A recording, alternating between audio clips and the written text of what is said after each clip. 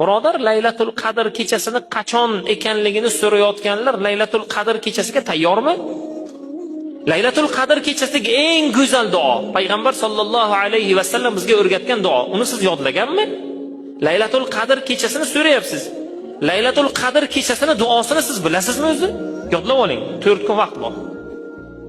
Allohumma innaka afuwun karimun tuhibbul afwa fa'fu anni. Duoni bilasizmi? Payg'ambar sollallohu alayhi va sallam Laylatul Qadr kechasida mana shu duoni ko'p aytardilar.